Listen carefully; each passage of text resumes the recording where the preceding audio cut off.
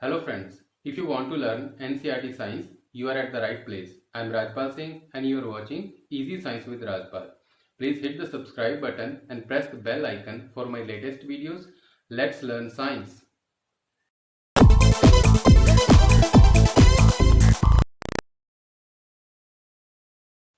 Welcome to the third video of the chapter, The Fundamental Unit of Life. In this video, we are going to learn about cell organelles like endoplasmic reticulum, Golgi apparatus, lysosomes, mitochondria, plastids, and vacuoles. These are the cell organelles we will learn about in this video. So let's have a little idea what are cell organelles. As you see, cell has to perform different functions, or we say the cell is the functional unit of life because it has to perform different functions, the basic functions for life like generation of ATP, synthesis of enzymes, synthesis of lipids. A number of functions can be taken. So for all this function to happen, the cell needs a little structures on which these function can be carried out. So those little structures are which are present in the cell for different functions are called as cell organelles. So let's start with the endoplasmic reticulum. It was discovered by Porter and Thomson. So now let's understand what the word endoplasmic reticulum says. The word endo means inside. Plasmic comes from cytoplasm, inside the cytoplasm. And there is another word, reticulum. It comes from reticular shape, or reticular means irregular shape, means inside the cytoplasm and irregular shape. It's not definite shape and we call it endoplasmic reticulum. Let's understand the structure of endoplasmic reticulum. As you see, endoplasmic reticulum is a large network of tubes and sheets. It looks like long tubules or round or oblong vesicles, oblong bags or vesicles. So there are small tubular structures and a little vesicle structure is also present at the ends. Vesicle is a simple spherical structure in which some fluids are filled. The outer membrane of these tubules, because it is in the cytoplasm and those outer membranes separate it from the cytoplasm. So these outer membranes are similar to the plasma membrane as we have studied. So this is all about the structure of the endoplasmic reticulum. But as you see, it is connected with the nucleus because there is some function called synthesis of proteins, and for that protein information is given by the nucleus. That's why it is connected with the nucleus. If you observe it clearly, you see that some part of it is smooth, some part of it is rough, and the rough part is called as rough endoplasmic reticulum and the smooth part is called as smooth endoplasmic reticulum. So why that rough part is there? Because as you see, there are small particles present on the surface of the endoplasmic reticulum or rough endoplasmic reticulum. In a short, we say RER. Those are ribosomes. Those are present there because they synthesize proteins. So due to presence of those ribosomes, the structure of the endoplasmic reticulum becomes rough and we call it rough endoplasmic reticulum. These ribosomes present on the rough endoplasmic reticulum are the sites of protein synthesis. The smooth endoplasmic reticulum does not have ribosomes on it, so it is smooth. Its surface is smooth. Now let's understand what are functions of this endoplasmic reticulum. There are some common functions. If the question is asked that what is the function of endoplasmic reticulum, so there are some common functions we will also talk about, and then we will talk about the particular function of rough endoplasmic reticulum and the smooth endoplasmic reticulum.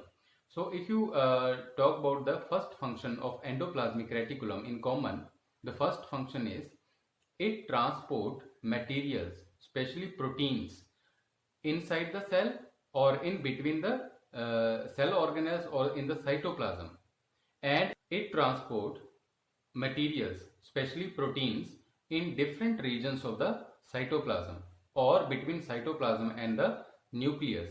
So its job is to transport the materials because it is a tubular structure and it can take the material from one side and transport to the another side.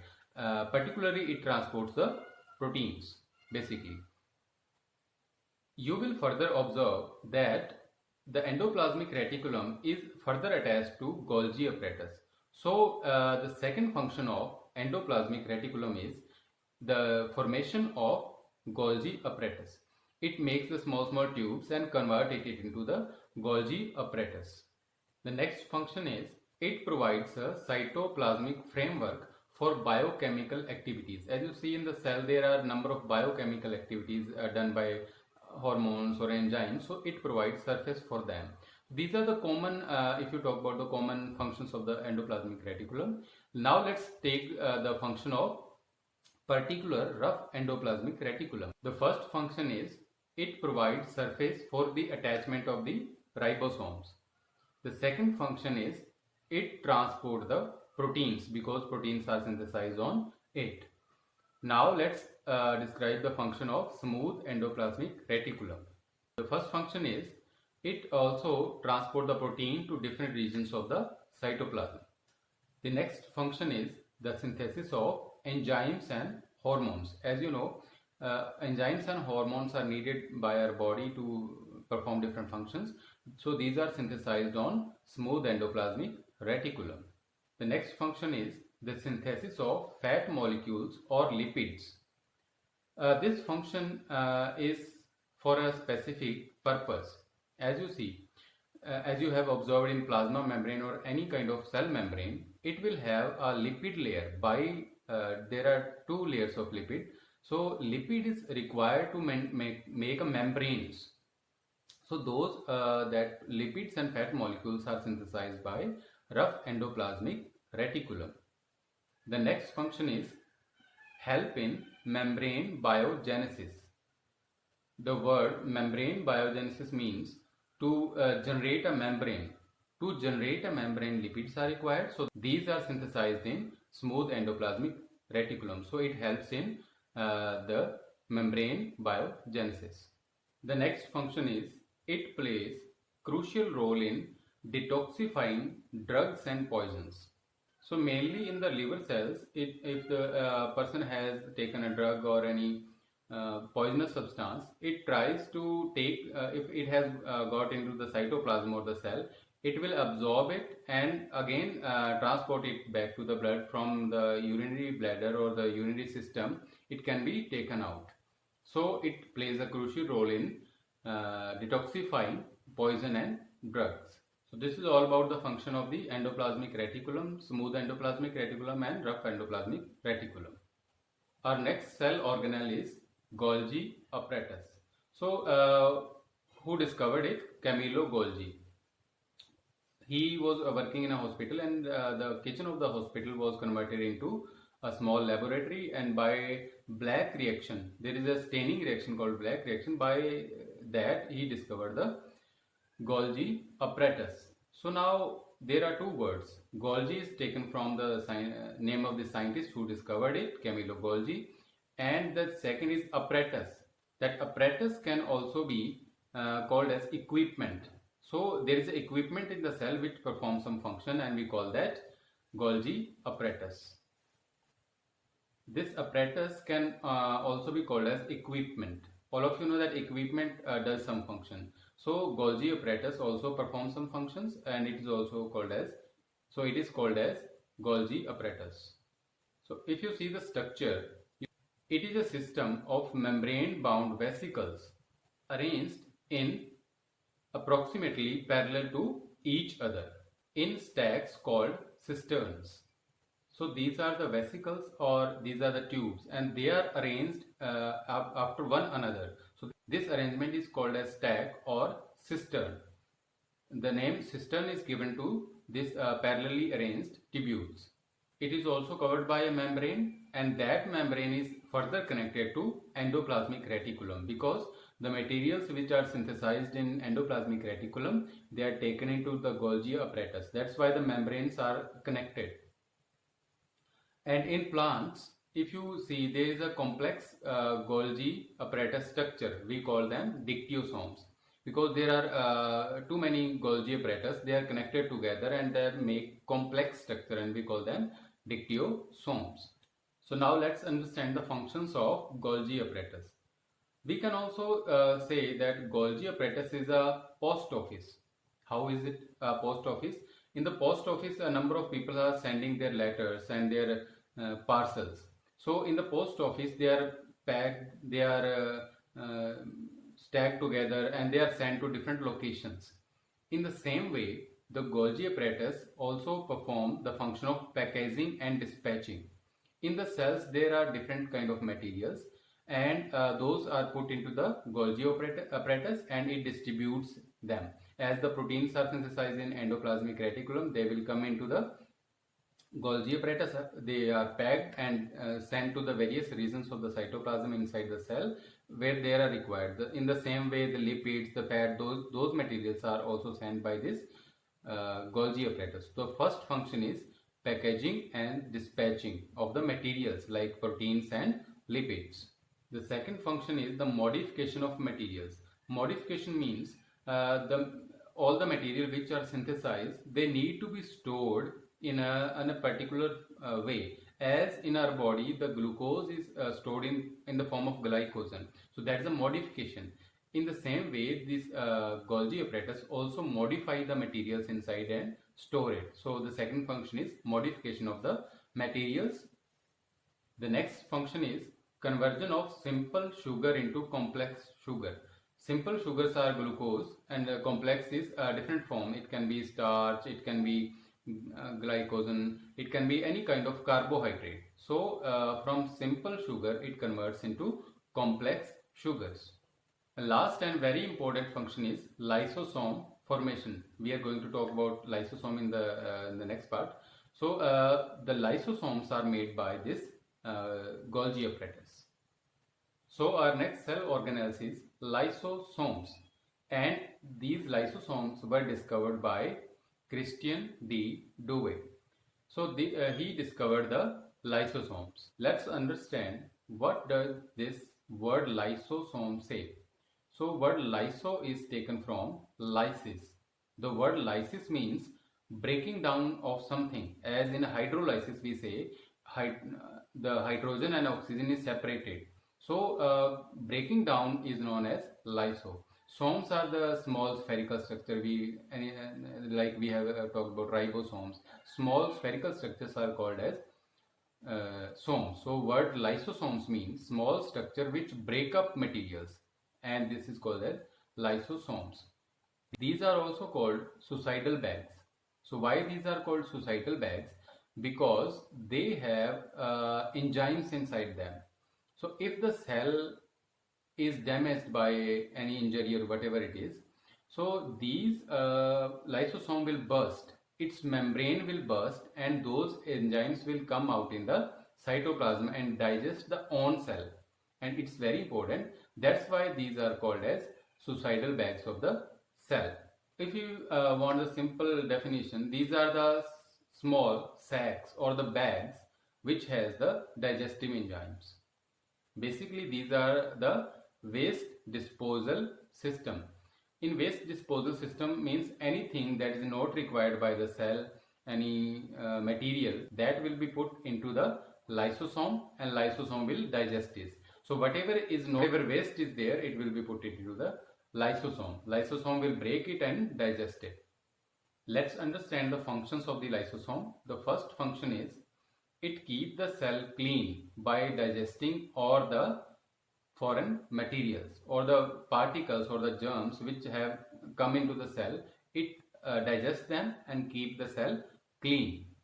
The next function is it also digests worn out cells. Worn out cells means the cells which are getting older or they are dying naturally, or by any damage these cells are damaged.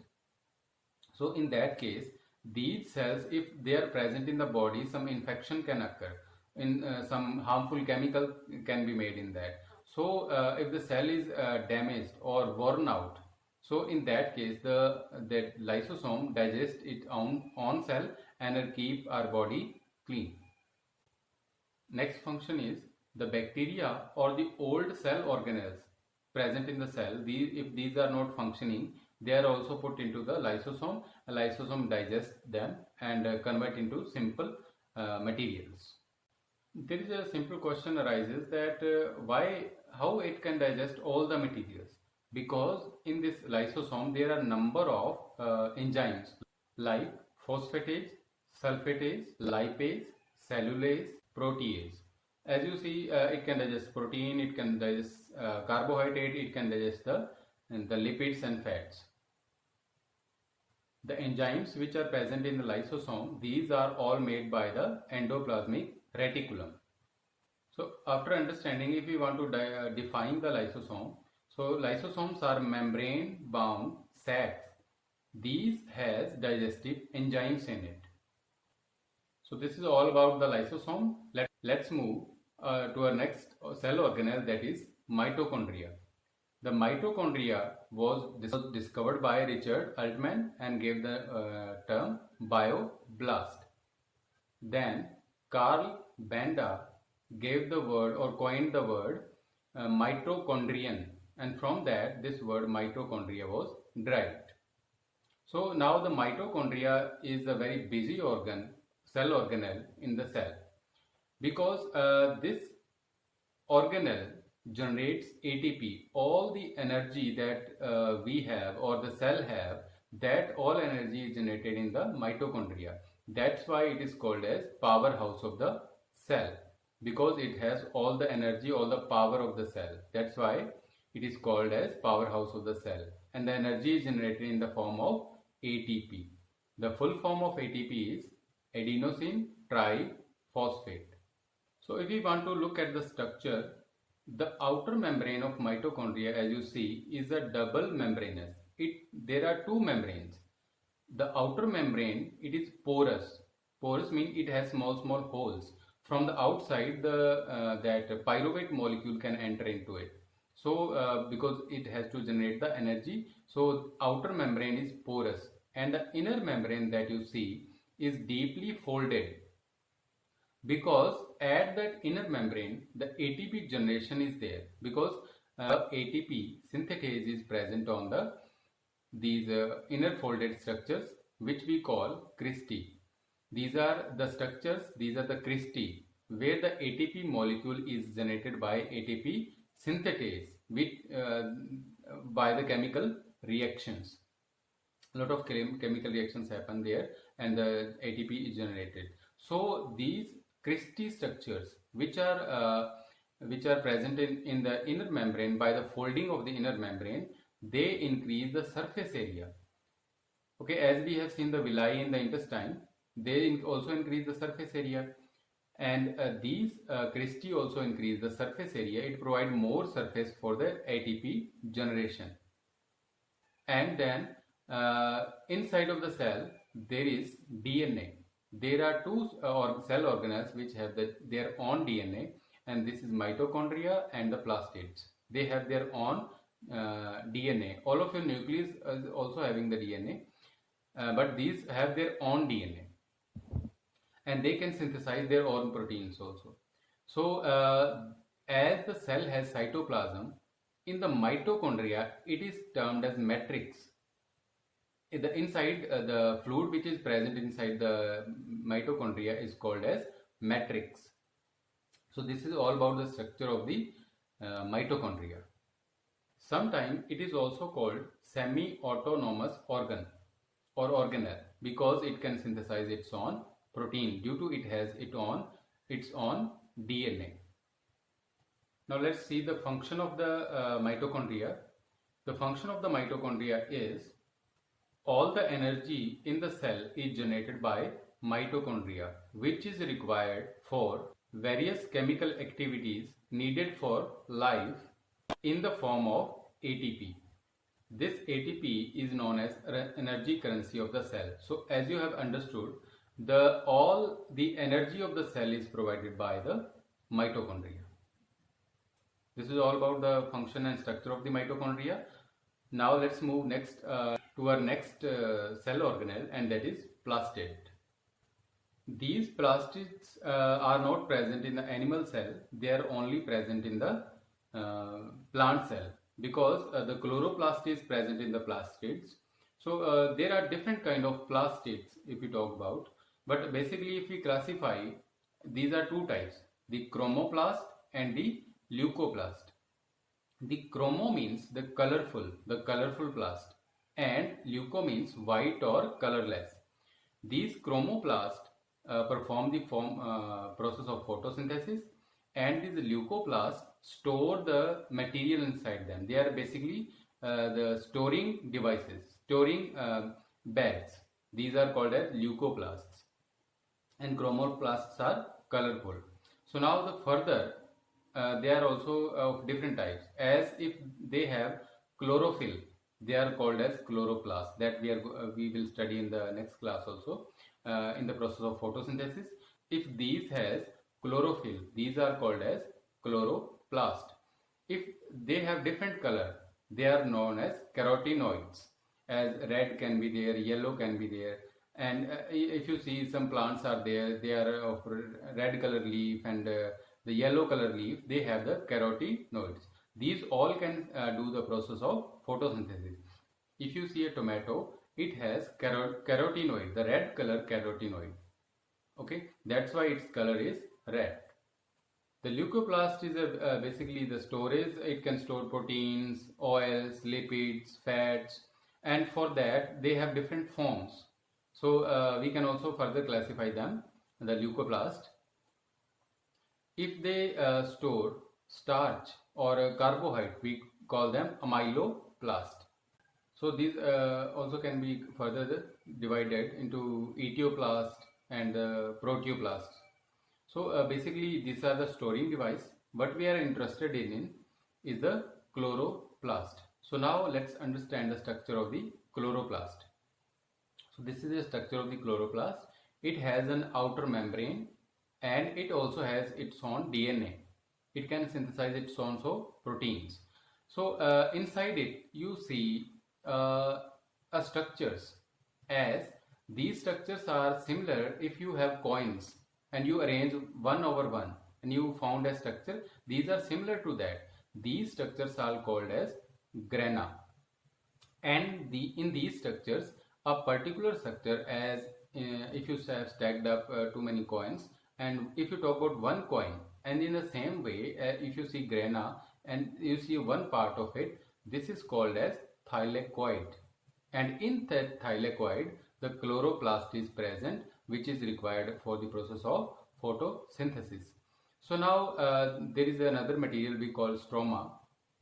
Stroma means in the cell there is a cytoplasm, in the nucleus there is a nucleoplasm, and in the mitochondria there is a matrix. In the same way, the fluid that is present inside it is called as stroma.